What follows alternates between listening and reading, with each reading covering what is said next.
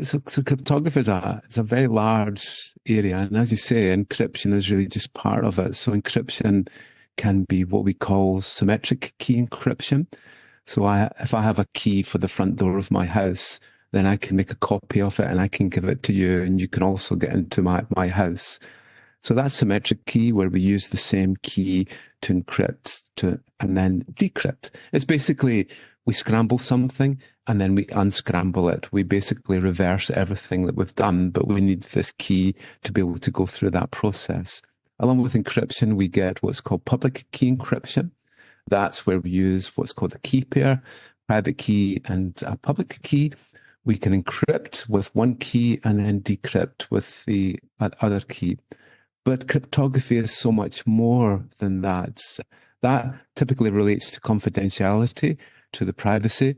But in the CIA, we also have integrity. So integrity makes sure that the data that we have is actually correct and hasn't been modified.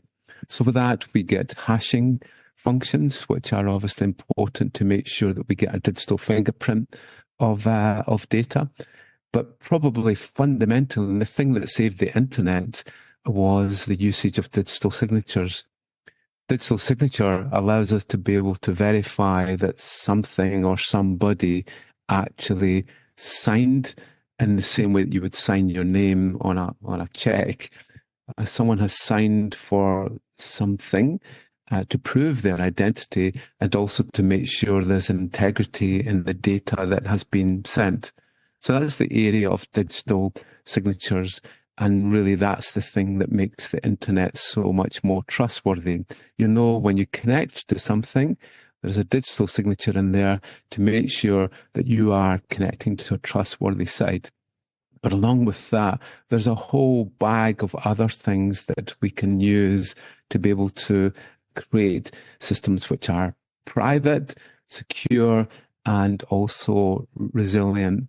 Other things such as zero-knowledge proofs, homomorphic encryption, key exchange. A lot of the work that we see now started around the time of Whitfield Diffie and Marty Hellman, who created a key exchange method that we could publicly exchange information, but end up with the same secret key. So to me, a lot of it is magic. So I love magic, magicians, and so on. And I think cryptography is the magic of the internet. And really, without it, we would be back in the 1970s, that people could spy on our communications, they could change it. And really, it was cryptography that was the magic part that made the internet both private and also trustworthy. So cryptography is so many things, and it isn't just encryption. That's